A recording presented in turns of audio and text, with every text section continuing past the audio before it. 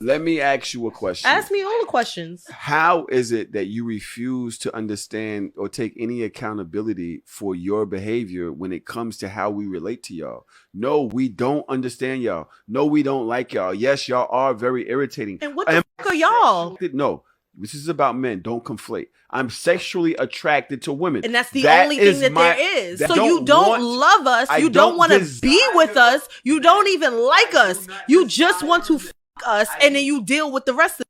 I'm talking about there are men in the world that literally they don't like women. And you like can tell. Women as far as what? You don't like certain things about women. That's okay. And I don't like certain things about my other male friends. I don't like certain things about everybody. There are things that we love about women. Things that we love haven't about named men. any. What do men love about women that is not that has nothing to do with their vagina?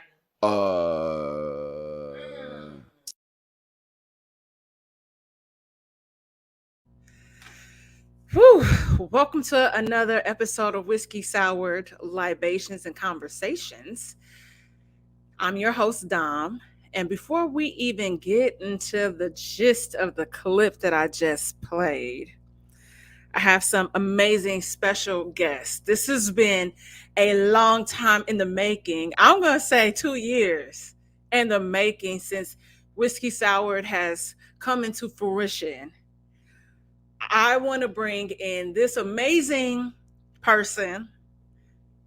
This is my little brother, and we go way back. And he actually helped me curate this name. Make the name for the podcast. Bounced ideas off of each other. He is a creative. He is a curator. He has his own line of clothing as well. He is a marketing PR guru. And he is your one-stop shop for everything that you need. Please welcome to the stage, Mars Jones. Damn, that was awesome. Wow. Little tearjerker. How y'all doing? I'm Mars. We do go way back. This is actually like almost a 360 situation. We had a radio show. I used to be a guest on your radio show. You'd be a guest on mine. It is a full circle moment. The other guest on the show also would be a guest on mine. And I'm a regular on his show. Not like, look at God. Look at God. And that guest that is about to enter the stage is he's pretty much a regular. He is not new to this. He is true to this. He has been on Whiskey Sour several times. I've been on his amazing podcast, Henny Nights, often and most recently as a couple weeks ago. He has merchandise that you guys gotta cop as well. He's also a personality. He's also TikTok famous. Y'all know everybody be in the TikTok realm. And welcome to the stage, my other little brother, Jay White. That's petty as fuck. TikTok famous. Hey, that's a big deal. One of y'all, I will tell you this before we really get into it. There is somebody here that faked their death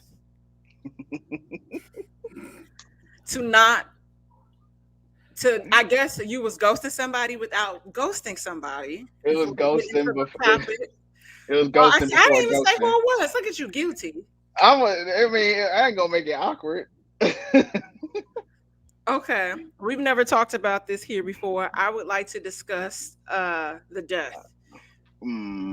That's crazy. Toxic King. Yeah.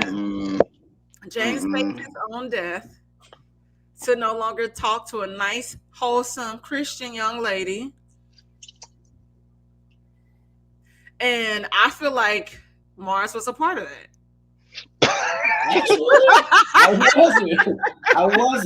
He wasn't. That was for a loop, actually. I didn't know he did that one. Oh yeah.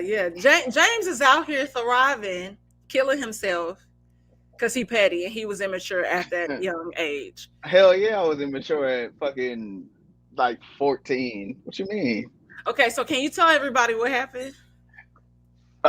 All right, so long story short, there was this young lady that stayed up the street, like 2 houses up the street from me. Not the cutest, young lady in the world. You feel me? But how can I put this lightly?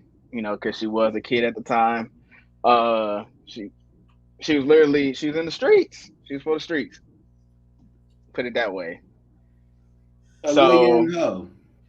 yeah, basically, bro. Like, Okay. and I'm not saying this shit like, oh, she like talked to a few dudes and like, you know, people was calling her fast because you know that's what the old heads like to say.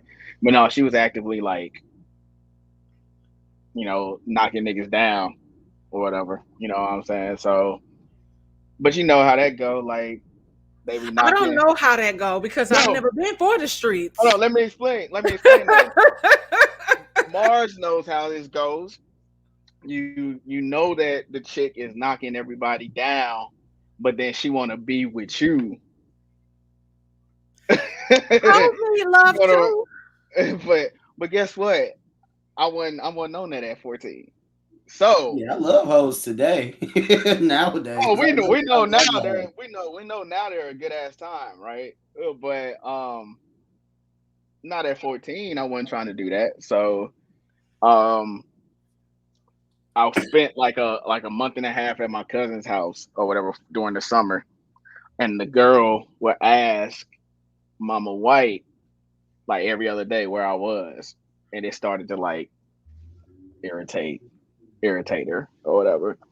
So I called up my homeboy from my cousin's house one day and was like just seeing what was up or whatever, you know, keeping in touch and stuff. And he was like, "Yeah, such and such keep asking, have I talked to you?" And I was like, "Bro, I don't want to deal with that. I don't want to deal with that or whatever." Because you know, it's other cute girls in the neighborhood, and you know, you like you don't want her blowing up your spot. Talk about you know that whole you talk to James type shit. Like, no, you really don't. But you gonna be telling motherfuckers you do. So I Hmm. just so I just told my homeboy like, yo, bro, just tell him I died in a like a car crash or something like Jesus that. Christ. And he did it though, and it kind of worked. It kind of worked. Like she believed it or whatever until I had to bring my ass back Yeah, that's home. what I was until you had to go home. Till I had to bring my ass back home, and then like I never forget like when I finally did come back, she just so happened to be on the front porch up the street. It was like, and she yelled out the window, "I know your ass wasn't dead." Or Yeah, whatever. but say that she didn't tell your mama like I'm sorry for your loss or anything. Since she used to be asking her where you was. Right, right. But Well, we condolence, young. grieving, the things that you say in death can get really awkward and weird, Yeah, right? yeah, yeah, So she yeah, probably yeah. didn't know what to say, and being 14, her ass was like, the best thing for me to do is to stay away and not trigger any memory." Yeah, well, because it also didn't help that Mama White ain't like her. So like, you know, Mama White knew what type of time she was on even at 14. And she's So a sweet lady too. For her to not like her, she must have really been a no sweet. facts, She facts. must have been That's a not no. real That's whore. not no. That's not no. That's not no exaggeration. Like if Mama White don't fuck with you, like there's a character flaw somewhere. Yeah, mamas know when you Uh, a hoe. You better stay away uh, from my son. yeah. So you know, Harlot. she ain't want me caught up in that. You feel me? So All right. Well, I mean, okay. Well, then that answered that question because I was gonna have a follow up. Like, so what happened when you came home? Okay, then there we go. On to the next. I know. I'm gonna be honest. Yeah, I ain't want. I don't want to be fucking bothered by her. Like, So okay. So how? Before we move on, how did you even get to that point where this girl even had like your number and was popping up to your house? Like, did y'all fuck around? fuck no. I think my homeboy gave it to her because you know back then you had a notebook, everybody numbers and shit like that. And she probably like bullied that nigga. But the crazy thing is, he definitely hit. Okay. Somebody Yeah, gotta do it. man. Somebody Like, gotta do it. yeah, he definitely hit. But like, she was homie hopping. You know, Okay. like everybody, like all, like we all knew each other. I stayed in Jennings and on Helen, and like we Okay. all knew each other and shit. Like we kicked it. It wasn't like it was no beef and shit like that. And she would homie hop like right in our faces. But then like when everybody was away, you know, if it's me by just me by myself, she on me. If it's dude by himself, she on. You know what I'm saying? So Yeah. shout out to that young lady. I hope she's thriving today. Yeah. I was gonna ask you, have you seen her? Like get fine when she got older or anything, but you don't even know. I don't. That's crazy. No, St. Louis is so small too. Yeah, you would think she ain't find you on Facebook? Nah, bro. Like it's so crazy. Like my girlfriends that I had up until probably like a couple of girlfriends I had maybe freshman and sophomore year. Like I have no idea what they're doing, bro. She fuck around be a baddie, IG baddie in LA like dumbass now. Bruh, when I say that's a 180, when that's a 180, when I say that would be a 180, it'll be 180. But it sometimes happens. Now, have I seen it, or have I experienced anybody like that where it was one way and now it's something different? No. Well, actually, yes. Yes, I have a story. This girl that I knew, and I wasn't friends with her, but I interacted with her like a few times enough. Like she was dating my ex-boyfriend, and so so y'all know I was in the puppet ministry, right? I was in the puppet ministry, and I would go to different churches and perform. Don't laugh, because it's really dope. And he would bring her sometimes, and so we would like talk and stuff there. Well, my homegirl Yanni that James met virtually, oddly had her on her show, right? Okay. And I'm looking at her and I'm like, damn, this girl looks really familiar. But now this girl is like a stripper out here. Oh, I know who you talk about. Yes. And that's crazy. It's crazy. It's crazy. The world is so small. It's so small. Wow. And so I was not still 110% sure, because people kind of look alike, and but then you're like, man, there's something about this person that's really familiar. Mm-hmm. Yeah, man. I sent the picture to my god brother, and then he did his investigating, and he was like, yeah, that's her. She popping too. Wow. I wonder if well, that's funny, because both the names that I could be thinking about start with R's. Is this person you can say, you know what? I don't know. So I'm not gonna sit up here and act like I know her personally, but she from the crib, right? Yeah, both. Yeah. Yeah. So if it's the one I'm thinking of, like I knew she was in that line of work for a minute. No, that person. You know who I'm talking about, though, right? Yes. Okay. That person actually, I met her through one of my comedian friends, because she was somebody's assistant. But this person, because that person, the person I'm talking about, is closer to my age. Okay. I think that person might be closer to your age. Yeah, we'll have to talk when we. Yeah, we'll talk on. Look at speaking in code. Okay. I think the person we're talking about, she's definitely been on the pod before. Question. On my podcast. Yeah. So no, not her. Somebody else. Okay. But yeah, man, I was like, ain't no way that I can't even tell you the last time I saw that girl. Like, I had to be in high school, and it was just random. But it's just strange how those things happen. Wait, you say her name start with an R? Yes. Oh shit. Okay, we'll talk when we get off there. Dom, quick question. What are the strip clubs like out there in LA? I see niggas be posted at the trash. Strip club. I've never heard of the strip club trash. Scene. The strip club is very interesting out here, because they have the law where if the girls get fully naked, they can't serve alcohol. Oh. Yeah, and then if they serve alcohol, it's just a titty bar. And so I feel it. I've been to a couple of strip clubs out here. I went to one in the Valley like years ago, and I was like, man, like I could really make money in here, because like the strippers are boring. But then the one we went to, Sam's, it was more kind of like a club vibe. Okay. Yeah, where it was just like, girls dancing. And then I've been to Penthouse, where it was the same thing. Like, it was just girls kind of like dancing, but they didn't get fully naked. So it was just like, right. I think they had to keep their clothes on there. But I guess would, the one. Like, but you it were would be like, you know, like G strings and gotcha. Okay. like nipples covered. So yeah, it's just different. It's not, you know how like we would go to the pink slip or like bottoms up, like and I've just recently talked about this. I would go to bottoms pink slip to get the chicken and then go to bottoms up to actually like watch the show because they had better strippers. Yeah, you got a whole little routine. Okay. Yeah, Yeah. there was and oddly one time at bottoms up I ran into one of my homegirls from elementary school and She dancing.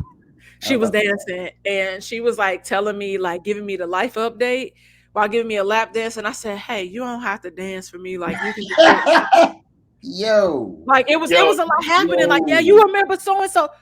And then yeah, that's my baby daddy. We got, and then he just left. I said, hold on, it's cool, baby George. Just sit down. So to piggyback off that, when me and Mars were younger, there was a period where like a lot of the women around the same age as us started dancing or whatnot, and it was and it was an interesting time because it was like a bunch of them did that shit. A bunch of them. Oh shoot! Now there's a third, and now here we are. Shit. Yeah. I will say honestly, that was probably around the time where I started to begin to humanize sex workers, though, and just kind of like see them more as people as opposed to like other parts of society. You know, we at this place now of like wokeism where we're legalized sex work, respect them, yada yada yada. But shit, this was what, 15 years ago that you talking about, Jay White? Yeah, like 2020, 2000. I was gonna say 2016, 2000, like 7 through like 9, 10. Yeah. It was a while ago. Like a bunch of them like would go to amateur night. Yeah. I mean, shit, make your money and try it out. And some of them made it. Yeah. It's really interesting. I never, and I don't know. I just never thought about strippers in that sense of like you said, dehumanizing them or anything like, oh, this person is a rat or whatever because of their profession. It just never, I don't know, it just never crossed my mind like that. But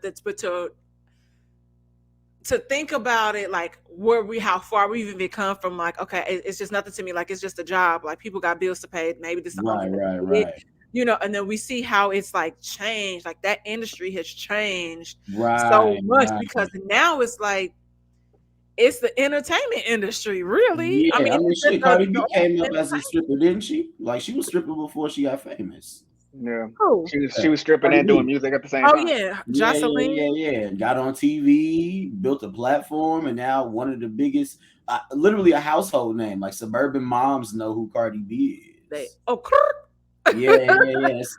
It's crazy how far we've actually come as a society. I think maybe to also, and I don't know, I'm just assuming here, but maybe also you as a woman, Dom, as opposed to like the patriarchy and us and like respectability of like how we saw women. Because also around this time, like me, Jay White, like the crew, we weren't really like smoking and drinking like for real either. So we weren't really doing that, especially drinking. Like we probably didn't start drinking and taking shots till like right before we turned 21, for real. And like I started smoking when I came up here because art school or whatever. But like even James wasn't really hitting the doty till a little later on down the line and shit like that. And that was I definitely remember like making Facebook posts talking about like, damn, like our society is still fucked up, but like writing those things online. Yeah, bro. Like Twitter threads and shit. Like niggas writing real think pieces. Like you gotta drink to kick it. Like because we was lit. We was lit. But you don't know what you don't know. So exactly. And then once I mean, I would hope so. But you know, once we like it was really once we got out of high school, it was like the world just opened up. Crazy. It's so crazy. I think back even like around that time, I'm not gonna lie to y'all. We might have started drinking in high school. my homegirl was bringing, and it wasn't like nothing serious, but in the morning we would all drink. She was still her mom's Sky Blues, those wine Right, coolers, right. and we would all take like sips of it in the morning to like At start our school? day as what on the bus. Oh wow, lit, Yeah, and lit. so I'm not that would surprised. kind of set the, because the school day would start so early, and sometimes you would just be tired or on edge, and it would just kind of mellow you out. And I would say, yeah, honestly, I didn't. I tried to smoke once in college with my homegirl and my best friend, and I don't know if it was like the blunt that they rolled, whatever. It was that grape flavor. I hate grape flavor anything. I was like, ugh, this is disgusting. It tastes like burnt Probably a coffee beans. good grape Like, it's light not for eye. it was gross. And the first time I got high, I was going to a club in Hollywood out here, and I had moved by that time. I would never forget the first time I got high, and it felt like somebody was massaging my brain, I don't, like from the inside. Yeah. Like not my skull, like my actual brain was just like, oh, this feels nice. And then Right. it felt like right here, they was like, just kept doing that as well. I was like, oh, this is nice. I like that. That feeling never came Yeah. back. I've been feeling all types of other bullshit. But yeah, no, I want to get into some of the crazy conversations that we consistently see online, because we are all a part of, especially being on Twitter, you become so immersed in culture. And so many things happen. And just today we were talking about something, on Twitter, and who said what and why was happening. Like the whole, even the situation now where there are people, speaking of Cardi B, coming to attack her out of nowhere, and people not realizing how other people, when you're so young and influential, how you can easily become a pawn for somebody, right? Mhm. So, and I think that Cardi B figured that out because she stopped responding. I hope that's why she stopped responding. But we talk about like so many different hot takes and whatnot, and I want to just replay the clip that I opened the show with for you guys, so we can kind of start there. So we're gonna get into it. Let me ask you a question. Ask me all the questions. How is it that you refuse to understand or take any accountability for your behavior when it comes to how we relate to y'all? No, we don't understand y'all. No, we don't like y'all. Yes, y'all are very irritating. And what the fuck are y'all? No, this is about men. Don't conflate. I'm sexually attracted to women. And that's the only thing that there is. So you don't love us. You don't want to be with us. You don't even like us. You just want to fuck us, and then you deal with the rest of it. I'm talking about there are men in the world that literally they don't like women. And you like can tell. women as far as what? You don't like certain things about women. That's okay. And I don't like certain things about my other male friends. I don't like certain things about everybody. There are things that we love about women. Things that we you love haven't about named men. any. What do men love about women that is not that has nothing to do with their vagina?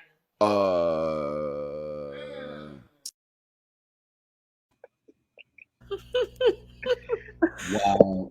It's a lot to unpack in this clip, and I will say, I watched this episode in its entirety. Okay. This was actually shout out to So Shameless podcast in Tahoe. I had to hit him up to get to figure out where this was, because the videos I sent y'all was the other podcast episode. So this was a bonus clip on their Patreon.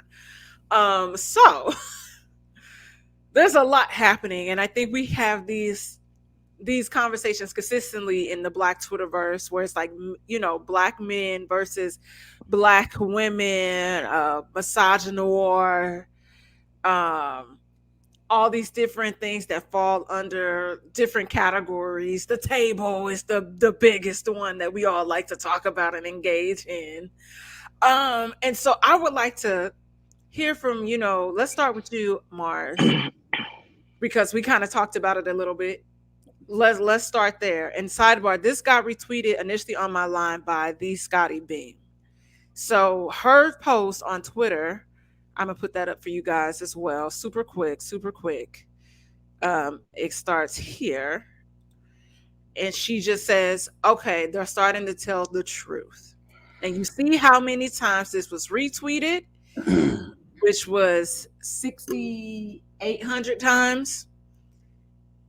Retweeted with quotes 4,700 times, and this got 37,000 likes.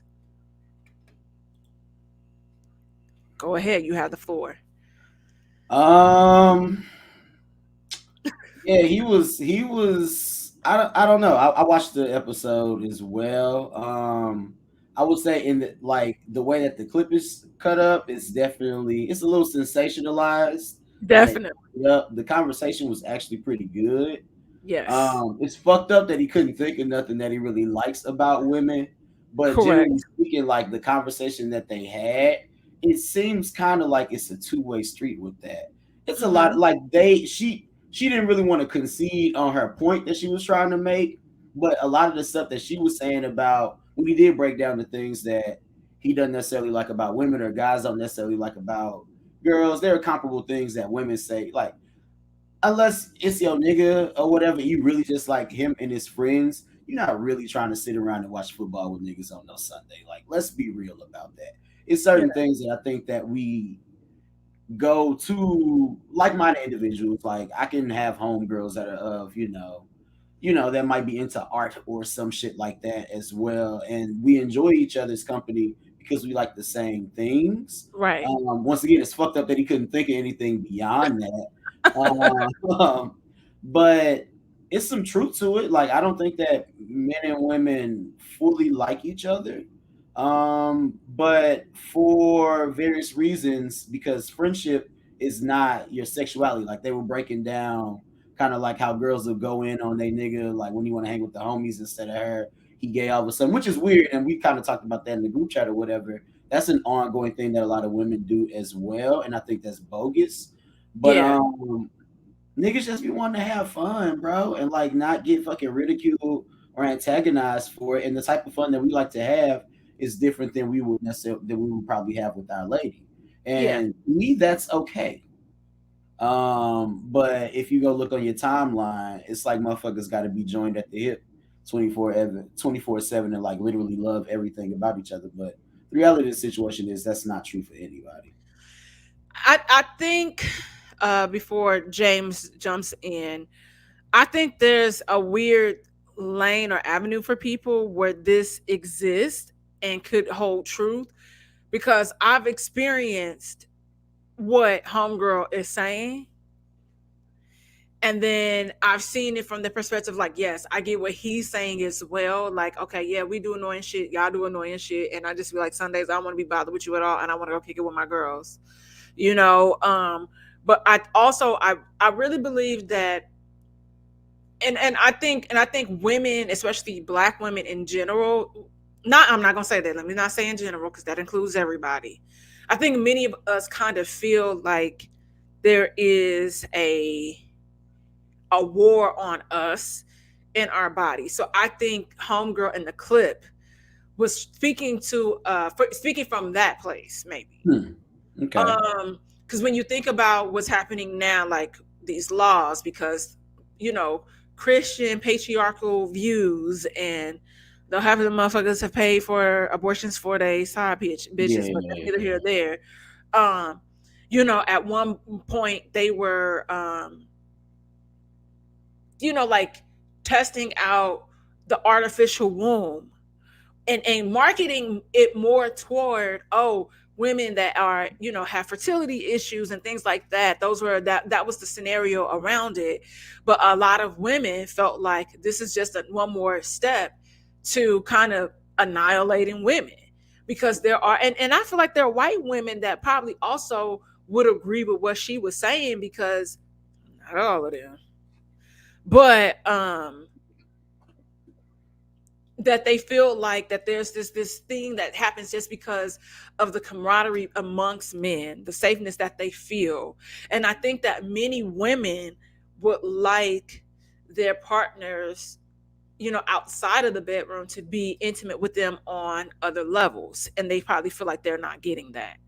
But before James hops in, I want to read one of the responses that was under the response to Scotty Beam's tweet, and it says, to say that straight men are heterosexual is only to say that they engage in sex, fucking exclusively with the other sex, i.e., women.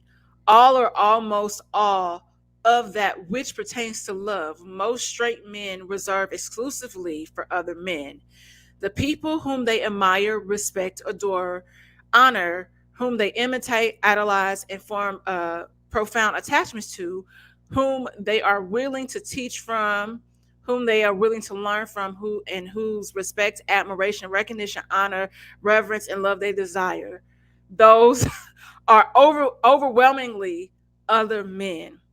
And their relationships with women, what passes for respect is kindness, generosity, and paternalism. What passes for honor is removal to the pedestal. From women, they want devotion, sex, and service. The heterosexual male culture is homoerotic. It is man loving, and that comes from Marilyn Fry, The Politics of Reality. Yikes! Wow. That's James? a heavy one.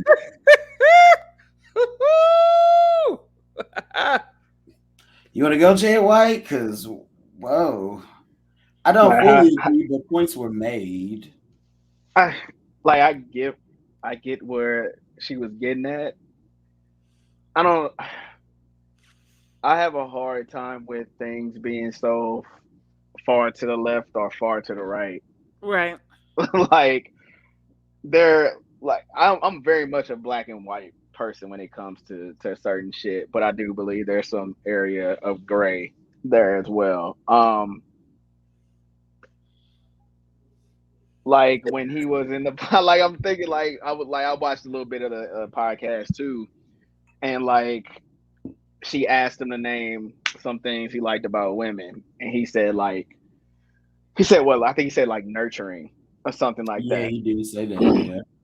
So, but then because of how much the conversation now is around black women in struggle love, I was like, damn, can you even really say a thing you like about a black woman in this instance is being nurturing? Because it's like, damn, do I gotta like on some baby boy type shit, like coddle you? You know what I'm saying? So it's like, I don't want to say that. So then he said soft. Some women will look at that like, oh, you want me to be docile? You want me to be submissive? Yeah, and I think she also mentioned like something about like how softness kind of still leans into sex some or whatever. Yeah, exactly. Yeah. Like submissive and stuff like that. You know, the big conversation about being submissive. But to counteract that, homegirl said, hey, when we was just talking about the soft era, you said it was some bullshit. Now you want to talk about softness?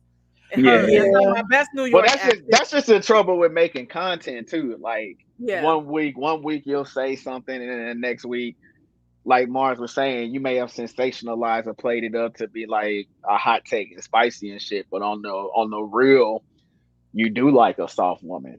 Like I don't know what man in my friend group, we don't want no Cleos from Set It Off. You know what I'm saying? Like we want a Jada. You know, whatever. I can't remember what Jada's character's name was or whatever. As long as she ain't fucking for like, I need money, Nate. Like, long as she not doing no shit like that, we cool. But on the flip side, when he asked her, she said strong. She did. She talked about liking our voices. She mentioned a lot of things that were like things that make you attracted to men, or things that the typical traits as far as being heterosexual male, patriarchy stuff, strong, lead and all this other stuff that like women often look at their fathers to be like, yeah, I want that. But the truth of the matter is, like, I'm not your daddy. Like, I could probably think we're not your mama. And I'm cool with that. Yeah, I'm cool with that. So I think sometimes a lot of the conversations I've even had with men and what they're looking for partners, some of the conversation sounds like they want a mom. And I'm like, I am not the person for you because of my personality and who I am. I'm like, I'm not the type of person that food is always going to be on the table when you get ready, when you come home from work. I don't necessarily, I had a homeboy that was like, he really didn't want his chick to work because he was like, there's just certain conversations I don't want to have. I don't really care about your work day. So I'm like, well, nigga, I really don't give a fuck about your shit sometimes. Right. Because more so, Mars and I air signs, so we become problem solvers like really quick, and I feel like everybody doesn't want that or need that either, or not in that moment. But that's just where our minds sometimes go. Right. It's certain things that would happen. Like I had a situation, even I was, James knows the ins and outs, but I felt like what that person wanted and how I felt like they were trying to groom me to a certain extent, but I was like, dog, I'm really grown. And I have been this person that you're speaking to. Of course, we grow, and we mature. But my personality, my confidence, all that stuff, I was a kid when I got this. So that's not changing. And me being outspoken, I'm not changing that. Now I understand there's a time and place for everything, but I'm gonna be me. And if you can't get with that, then maybe you can't really get with me. So it's just I think it's on both sides, but it's just interesting reading the comments below that post on Twitter. I mean, I'll send it to y'all, the thread, because I'm gonna play y'all a sound bite in a little bit. But it's just, I mean, let me read y'all. Baby. Men have been conditioned. This is from a guy, to hate women. That doesn't take a rocket scientist to figure out why. Because men have been conditioned to hate and avoid femininity. How could a man love and like something at his core he hates or tries his damnedest to avoid? And that is from a man. That's rough. Yeah, so I guess some of the thing with some of these conversations, sometimes like I see it because it pops up on my timeline. Right. I'm a nigga and I know niggas that be like retweeting or engaging in this stuff. I don't be relating to this shit that heavy. Like I have enough women friends that are my like actual friends that we can talk to about things and open up. I can be vulnerable with, so on and so forth. Like my mama, so my mother's brothers, both of them are unmarried. My daddy's side, I got all my uncles and aunties pretty much are married for the most part. I think like maybe like minus one or two.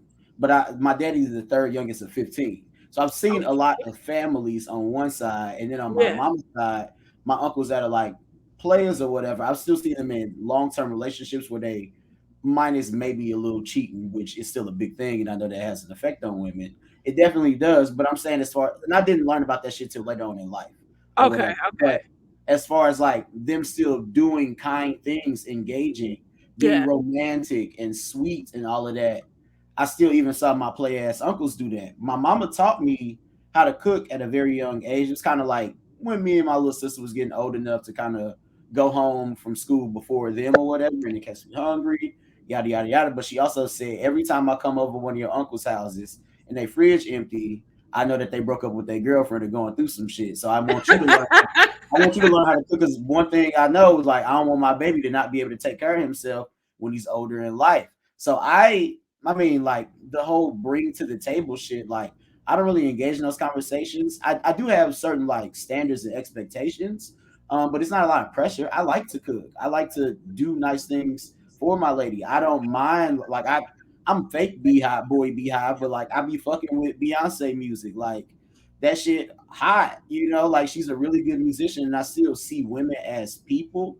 My sister is like one of my best friends, and she's only like 20 months younger than me, so I've had to grow up. Like my sister used to have to tag along with me. She was a tomboy because like I wasn't going to play jump rope when you wanted to go play jump rope, but you could come with me and the homies in the neighborhood to go play football and basketball and all that other shit with each other.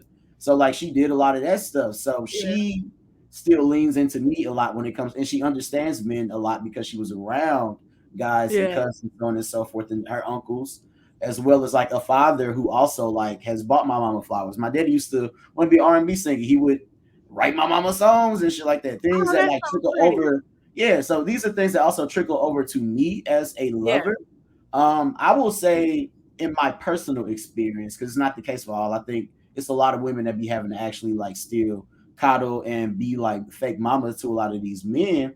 But for me, I be so primed and ready to like really be in my lovey-dovey bag when I really fuck with you that way. I mean, I've definitely dated girls that I didn't like that, so I didn't show that. But when I'm fucking with you, I'm like on your ass for real, for real. So these type of conversations don't really be hitting that hard for me because it's like I can't relate and I feel bad. Like I think there is a love, like a lack of love pandemic in the black community.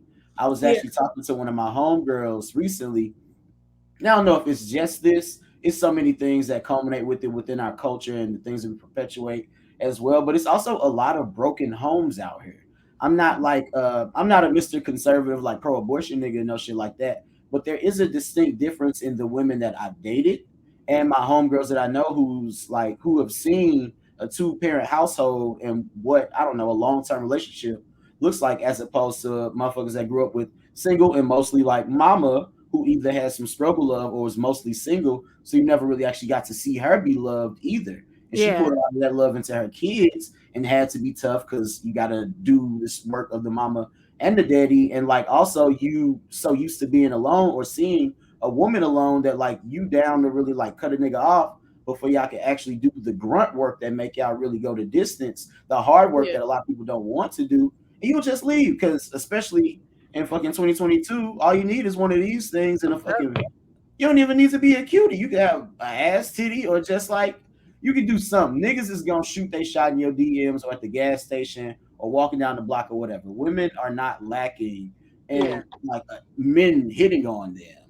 Now you might be lacking in quality, and I think that is something that black men need to do as far as growing up and shit like that. But yeah, it's a dirty game and a vicious cycle. So I be feeling more bad for people because that's why I say I can't fully agree. Like I wasn't raised to hate women. I understand it from like a patriarchal sense, but like me and James are best friends. We brothers. Like our kids gonna call each other uncle, all that shit. Same you, Dom, bam, bam, bam. But it's like we respect women. I don't really hang with niggas that don't respect women. I cuss, but I'm not scaring away the hoes either. Like I am no, I not. can't relate. James. But Oh, sorry. Go ahead, Mars. Finish your no, I sentence. was just saying, but that's just me. Okay. Yeah, it's only fun to engage in those conversations to a certain extent because with especially with Twitter, you'll like people think that that's like real life.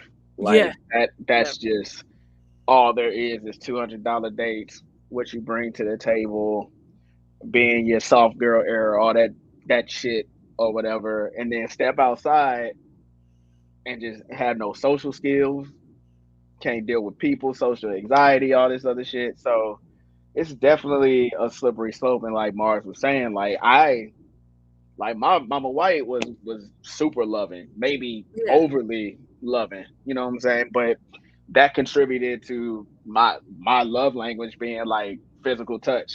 Like my mama will always hug on me and kiss on me and stuff like that. So where does that translate to? Okay, when I have a girlfriend or whatever, guess what I'm gonna be on to show love? All that sweet shit. You know what I'm saying? So Yeah. um yeah, the conversations are just on both ends of the spectrum are just fucked up and unrealistic. Everybody like everybody want to get over on everybody. Yeah. No one wants to actually, like you say, do the actually hard work to lock in with a person or whatever.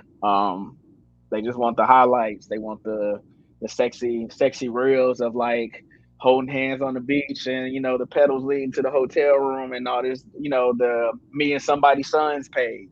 You know what I'm saying? Like, no, when all that shit is said and done, that's a small part of it, but it's something to be said actually about liking the person Yeah. that you're with.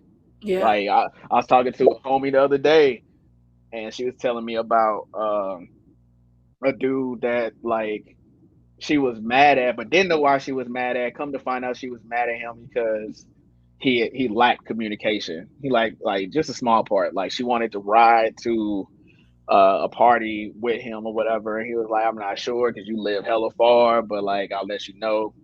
That long story short, they ended up at the same party or whatever, but they butted heads or whatnot. And I asked Shorty, I'm like, okay, like I don't know him, so what's up with you? How do you like to communicate and stuff like that? Come to find out, her mama was on some tough love shit. Yeah. Yeah. So like in turn, how she has a defense up when people get too close is like to talk shit, Yeah. tough love type shit or whatever. Well, if somebody else's communication style is different than that sarcastic shit or whatever, y'all gonna clash. Y'all But not you even don't know, compatible. you don't, and that's what I'm getting to. You don't even know what y'all not even friends, so y'all can't even get past like the starting point or whatever. Like I think a lot of people like to skip that, like actually getting to know somebody before you jump into physical things or whatever you jump into. So yeah, but go ahead. To It's so funny you bring that up because recently I was talking to my mom and we were talking about the ins and outs of dating, different things that have happened or we've experienced, and she was saying that I think that women need to stop sleeping with niggas. Like I think that women just need to, and in that sense of like, you know how when you talking to somebody, it's like, oh, I like this person, but it's like, do you really like them, or do you like the physical parts of them? Have you really gotten a chance to get to know them? Slow down and take your time and really become friends with people. She was like, people don't know how to be friends anymore Oh yeah. because everybody is rushing to Mm-hmm. something that might lead to nothing, because during that process of trying to become friends with somebody, you might learn that, yo, like this person actually just kind of cool. We don't have the same ideals and thoughts when it comes to taking that steps. Where am I willing to budge? Where am I not willing to, budge? And you could learn that in that process of like, let's be friends. Like it's not necessarily that you friend zoned, but it's like, I like you, I think you cool, your vibe is right, I really want to like really really be your friend Mm. first before we start dating. Right. You got to be intentional with that too. Like Yeah. if you're gonna go like let's not the friend zone route, but if you're gonna go to Yeah. let's be friends route, like if you truly want to get to know them, that's work too. Yeah. Yeah. It is. You It's a know what lot of work. I'm saying? So you have to be comfortable with that, and then you have to be like basically fuck what society says, because let Twitter and everybody else tell you motherfuckers know immediately. In the rare cases, you find that one and it just clicks or whatever. More often than not, you with the rest of us niggas, and it's Yeah. gonna take a minute. It's so Yes. like, well, why are you putting an all right? You need to know what are we doing. You need to know what you're doing in 60 to 90 days. Like Yeah. why? You know what I'm Yeah. saying? For what? What So like you said? What's the rush? But at the same time, it's also But like, I'll be dating old niggas, so it'd be a rush. oh yeah, I'm sure them niggas don't fucking know. They know when they like you.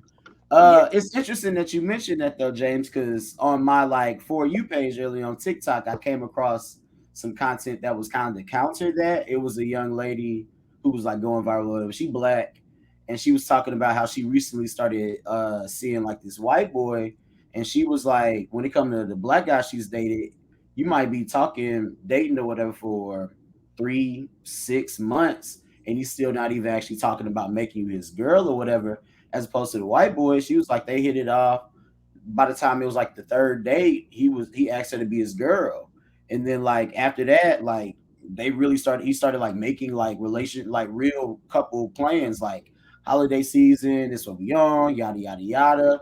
And I saw somebody that I know or whatever, a homie of mine, kind of did like a counter thing. Um, I won't really get too deep into his shit because he was really breaking it down. He was real smart niggas who was breaking it down. But basically, he was getting at the notion that like white guys tend to just have a lot more of their shit in a row where they can kind of like Yep. and I was gonna. they can afford to like get married. Like white the income gap and wealth gap already be there. Like your daddy got $100,000 on a credit card already to like pay for a wedding. Like it's so much other shit that they can like already jump into it with. In my head, I was just thinking about when I was working at hotels and there was a lot of weddings. I'm like, damn, white people really do be getting like they do really like get married and they love a good wedding. They also can damn near afford divorce. So it's like it's so much other shit that there's so many other like factors that go into it because I think on a universal tip as a man, at least a man that like want to be a proper man for what men even see as being a man or whatever. Like we want to have our shit together. I had another conversation with a friend earlier this week or whatever where we were talking about something similar, and that really is a thing. And I think that notion, like what black men say a lot of the times, it's some truth to it where they talk about for a lot of black men, they don't really feel like they feel loved until they like actually got some shit to offer. Because I felt that way plenty of times. I questioned whether or not I felt worthy of love compared to like a square ass nigga that just like be flexing in off white or some shit. Like I don't know, like just a nigga that's out and he missed the bitches and it's like me, I'm cool, like I still can get them, but the value on this nigga with all this, that, and like all the shiny shit that the shorties just kind of gravitate to, it's a totally different thing than like being cute and getting to know somebody. And it's like, all right, cool. Like, I really like you, blah, blah, blah, blah, blah. But then also my thing is there is a level of when I said earlier with black men and growing up, we still lack some maturity and discipline, I think, when it comes to actually committing. That was some of my own internal thoughts I was just thinking about when I was watching that content or whatever. And that's some stuff that I want to work on and I am currently working on or whatever. So I'm doing my therapy shit and all of that, like doing my little shadow work season this fall, winter, yada, yada, yada. But I'm really trying to be like in my full glow next year and really like be mentally, spiritually, emotionally. Like I'm a lot of those things already, but I do want to do like some more internal work before I feel like I'm really like there, just in case like pregnancies happen or I might want to get a kid. Shit, like I'm getting old. I ain't trying to be an old ass daddy. I'm gonna have to set up a co-parenting situation soon. Uncle Mars trying to be dad too. But no, like just to be able to like make sure that I'm good. And I know me on the scale, I'm not one of the worst type of brothers. I'm more in that good nigga shit. I don't go around saying I'm a good guy, but like I know I'm that nigga in that regard or whatever. But a lot of us aren't, and I don't think that we hold each other accountable or challenge each other as much in that category. We celebrate fuckery. Like I love Future. I love Diddy. But like Future like 37, 38 years old, Drake like 36, 37. Diddy like 52. This nigga on Breakfast Club talk about how you don't want to be married, nigga. You 50. Like, what do you do? He rich enough to like be doing whatever the fuck forever. So he's living in kind of like that rich white man's world, and the world is like his whole fucking game. But like that's just like you're less of a hero to me if all you have is money, money, money, and success with nothing else to offer. Like, did he be faking the funk on this pro black shit? Kanye be tweaking, Hove getting called out. Like a lot of these niggas they have heroic aspects about them. Like I still like admire these men in the realms that they're really successful and known for. But like these niggas, so they brains so fried and they so caught up in the matrix of just being rich and just rich alone. Like they're not really on the ground level understanding what the people actually are talking about and think about this shit, that they just kind of lost in the sauce, bro. But we celebrate niggas like that. So they're not going to change either. Yeah. It's hella funny. Me and Dom definitely talked about that on the episode we did as far as like as far as like the financial aspect of like if we talking about the Hoes, the Diddies, the Kanyes and things like that, how do you balance that where being like you're so successful, you wanted to be successful to remove yourself from the shit environment you were in, but how do you remain tapped in enough to know about real world issues that are happening on the ground level without it coming off as like pamper patronizing or pompous or pandering is the word I'm looking for and shit like that. Like what is the balance with that? And then of course like we motherfuckers be having it's idols or whatever. Like we looked at these niggas like cap lowercase g gods and shit like that. Like nigga, like they on some other shit or whatever. And then we would like want to attain that, but as we get older and like really take a step back, like rich niggas be corny. Yeah. so it's like Absolutely. yeah. So like okay, they got the money, but these niggas are like horrible niggas. low key. So Yeah. it kind of goes back to that like that even shadow work and shit like that, like redefining what manhood is, which I think a lot of at least our peers are trying to do. It ain't perfect by any means, by any means, but like at least admitting like yeah, like that whole idea of like I'm the same as Mars. Like when my money ain't right, I don't feel good. You know what I'm saying? Yeah. That says a lot of having your identity tied into like being financially, well off and things like that because we didn't have the head start. There wasn't no trust funds. System is not built for us to Yep. like really get ahead like that and stuff like that. So we think that's what attracts women and it attracts the wrong ones maybe. But we think that's what attracts women, so we aim for that or whatever. But I think a lot of us are doing the necessary work and taking the steps to be like, nah, I really got to work on me. I really got to unlearn some shit. I really got to be better. We Yeah. want the idea of actually wanting a family. Like that's something I've been thinking about a lot lately Yeah. too. So yeah, it's a slow process. You know what I'm saying? Yeah. It's gonna be others after us, like our kids and shit. That's gonna have to like continue to like buck that shit, that system and shit like that. To like, yeah, be like, get the fuck out of here with that.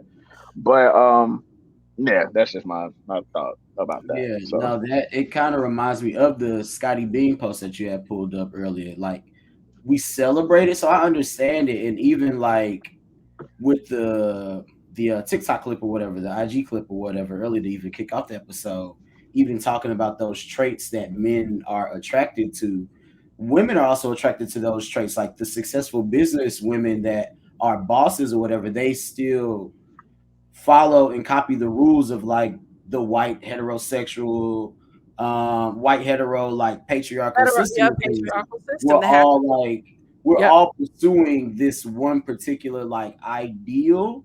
Yeah. I mean we black man, black woman, white woman, Asian queer person, whatever the fuck the case may be, but we're all aspiring to this one narrow linear image of like what success ultimately looks Yep. like. And I think a lot of us, we're our generation, our generation is questioning it. I feel like the next generation is really challenging it and also like turning so much shit on their heads. Like a lot of these kids, they're still growing up. And I'm not trying to really get too deep into the they them thing, but a lot of them, almost like a third of them, identifies they them. A lot of these kids haven't even truly discovered their sexuality yet, but I think that there's something in their minds about the openness of fluidity and Yeah. not necessarily boxing yourself with something even as archaic as like just being referred to as a particular gender, Yeah. and like, and it is a spectrum and all that other shit, and it's not binary. And we have like medical stuff to back this up, but actually seeing that like truth to power and like people actually practicing that is a Hmm. different type of thing. It's different. Like men don't, I think a lot of us are questioning where our position is nowadays because the reasons why women were essentially our wives and attached at our hips for so long. A lot of it has to do with money and a lot of laws that kind of kept them there. I think if women had more freedom, we would have been down this path a lot further, a lot Yeah. sooner.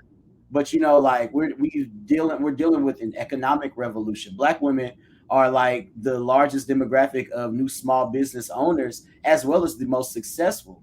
Black people, Yeah. especially black women, over index for using social media and using it the most efficiently. So if you have an idea and you can create a platform for yourself, Black women will support you and like really like buy your shit, retweet your stuff, all of that. It can start off, I don't know, an interior designer or event planner, just doing a couple little kikis. You start from like a little girls brush with 10 people, and next thing you know, you taking over clubs like a big ass party promoter, a club owner, whatever. Like we really be doing that shit nowadays. And brothers, we not picking up the slack. Like we're one of the lowest like enlisted in college demographics. Black women is really getting these degrees and getting to this bread in the corporate world, as well as entrepreneurs. They also like read the most self-help books, I recently found out. So they're actually really doing the work. I think part of it does kind of come out of a necessity because y'all, they not trying to be losers as society would kind of treat them as such. I don't think Black women are losers, but sexually, a lot of the times they tend to be like the least attracted to. There's still a ton of job discrimination, housing discrimination, Me Too bullshit going on, us not listening to them or respecting them. So like it's a lot of stuff that Black women have to really look after themselves for, that like Black men have not really stepped up as a whole to truly defend, protect, and uplift Black women. And Yeah. I believe in the whole notion that a lot of women will say and affirm that like their femininity will come out if you treat them the way that they want to be treated, like they Yeah. expect the man to treat them. They'll be, and I've seen it. I've lived that. It's not falsehood in that. If she feels safe and Yep. comfortable, appreciated, and adored, you got you a freak. You do got you a mama and damn near a maid too. She really gonna make sure that you good and got your back in all these various subconscious ways that you don't really have to ask for. And not all women cook, not all women clean, whatever, whatever, whatever. But Yeah. in whatever her style of showing that is, she will show you. And these niggas don't really be letting women feel safe and secure. I And I think part of that too is to kind of go back to that space of us unlearning like a lot of different things. So really think about the reality of all of our situations. Like we all, especially as Black people, we are built on survival. We have so many generational traumas and curses that we are trying to break and navigate through and trying to find our space. Because you think about a lot of our people in our age bracket as millennials, like, some people, parents, it might have been, came up during the crack era. Their parents could have been addicted to different things. So there's so many things that come into play that have been put in place to work against us. And we're trying to find things that work for us, right? So it's us doing the work again that some people don't want to do, because some people like having these conversations again about the table. And when I was talking to somebody about that conversation, I said, that conversation only lives in a certain tax bracket. right, And right. it's not the people that are paying taxes. It's the lower end. Yeah, and it's and I really believe that there are certain things, like I have this whole theory about LA traffic. Like I feel like it is put into place purposely to make people anxious, really aggressive, crazy, all these things, right? I believe that to be true about certain hot takes as well, and certain things that we navigate and experience. We talked about the concept of like really having conversations, community, us really getting down to the root of what's the problem. I think even sometimes with the person that I'm seeing, and we're having like these, hot take conversations.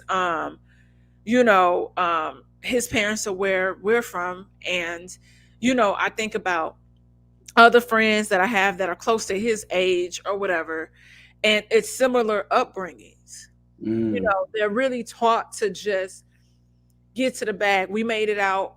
This is important. In order for you to have a successful relationship, like you said, it's all rooted in money. And it's so many millionaires. And when I say millionaires, I mean like even older white men that I've either encountered, there have been interviews about, and they all say at the end of the day that they wish they would have spent more time with their family. Yeah, yeah. And so it's us, and I get it. they have the upper hand, they have the credit scores, they have the access to all these different things. So we're just trying to get a piece of that pie. And, I think that the issue with a lot of that stuff is that, we want to be looked at as equals. And I'm like, really, we just want the equity to be able to thrive in those same spaces, right? But now, if we're able to thrive in those same spaces, it's time for us to have conversations with one another, because we should not be having conversations about things like this. And I really believe that, yes, there are men that are like what Homegirl is saying in the clip. We know some of them probably. Mm-hmm, mm-hmm. That, if probably they could put a paper bag on a guy's head, they would have anal sex with them, because that would make hey, I'm not being I feel it. homophobic, but I feel it. I'm just really speaking the facts and the reality of the situation, you know, which is how we also end up in the space of having a huge AIDS epidemic in our culture, because then when they tap into that space, they're not protecting themselves, because when they put a condom on, now it becomes a reality, right? So I think that Wow. it's so many. Did I lie? No, that was a heavy one. That was a wow. Wow. And I just I feel like we have to start shifting and pushing the needle to really figuring out what is it, what's happening between us, because you have white men, and I'm not saying white is right by no means, that are having certain conversations with, like Homegirl said, I went on this date with this guy. This guy was very intentional with me, and I felt loved. I felt like he wanted to give me the world. And then I'm dating this person that looks similar to me, and they're like half assing me and playing with me. And I think we have to get out of that notion, like we talked about earlier, struggle love. We are all conditioned as Black men and Black women to think that we cannot attain love without some sort of struggle. I'm over it. I'm tired. The red flags are on fire and they're not changing.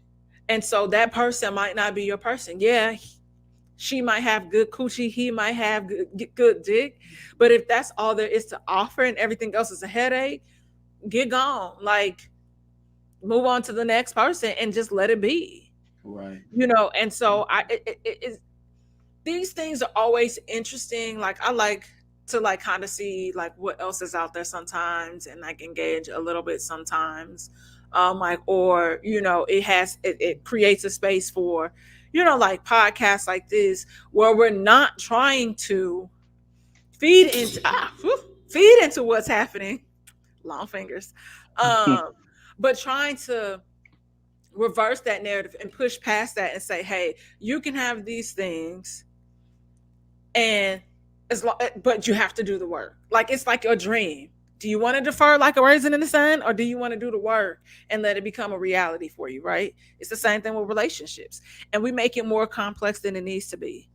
And we got to stop on both sides dealing with people that have told us flat out that what they don't want, and you're trying to stick around and wait for things to change.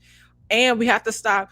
If it's a chick that has standards, just like niggas have standards, and they like dating certain chicks, you can't get mad when those chicks don't want to date you. Go find somebody that like you. It don't need to be a think piece.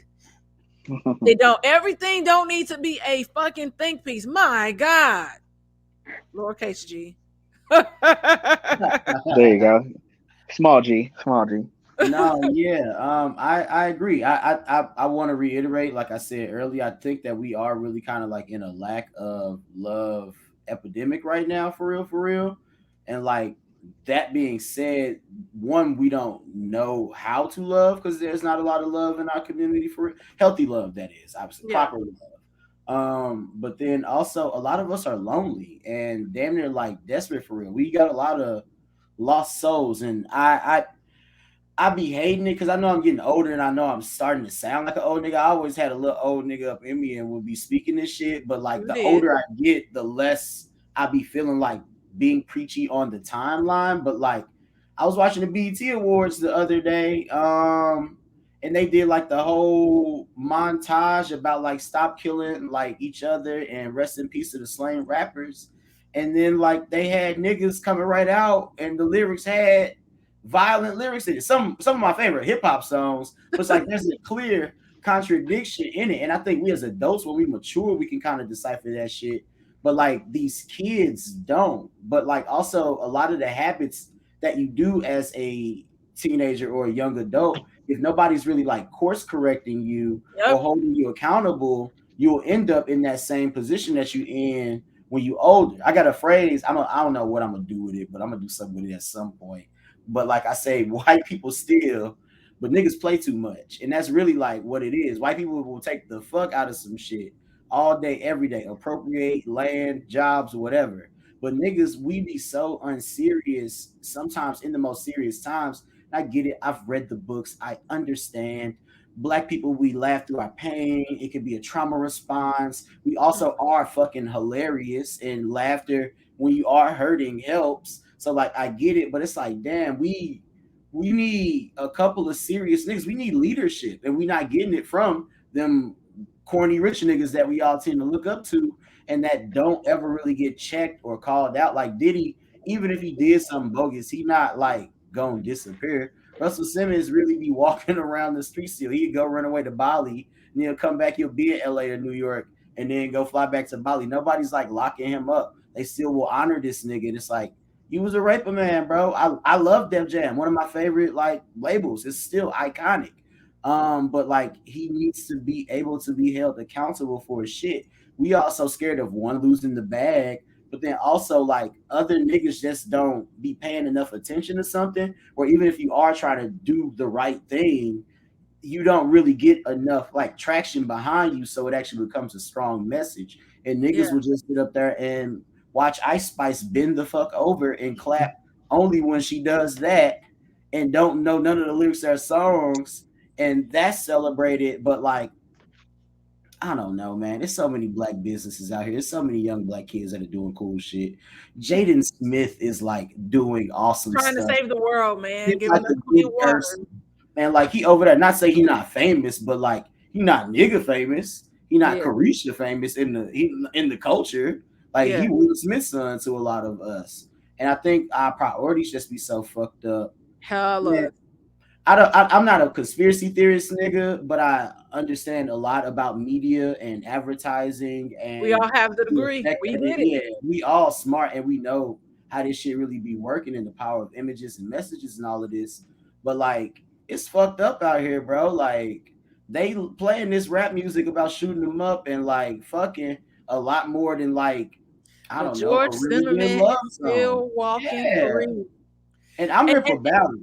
Like, give me some positivity with the ratchet. At least like we getting a little bit of both, and you can kind of see the duality in humanity. But like you cut on the radio, bro, it ain't nothing but either like if he cheat, fuck him, or I can fuck your bitch, or I got more money than you. Nobody even talking about just like buying the block in a rap song. Like investing in it. You see some shit here and there. Thank you. Shout out Lil Baby for your school drive. I was about to say, oh, we got Lil Baby. Yeah, niggas be doing stuff, but like we need more niggas to do it. These are also the most influential people in our community. We don't have no Steve Jobs to look up to, and it's not Kanye. We don't have no it is not. Yeah, we don't have all these other type of like white heroes. We just got niggas that's famous for sports and music for the most part. Yeah. And I think that you know, we talked about, like I said, on James's Henny Nights, and a lot of it goes back to we got to stop looking up at these people and looking across, like at our neighbors. So, like, you know, how can we help each other? Because they done got the game and they figured it out. So it's just like when Jay-Z said whatever it, you know, that hot take thing about eat the rich bullshit. Nobody talking about how the fuck we are. Right. What the fuck we are, because I was like, yo, the company I just worked for just got acquired. And once I found out what the CFO got and the CEO, I said, oh, I got a fucking problem. I really got a problem.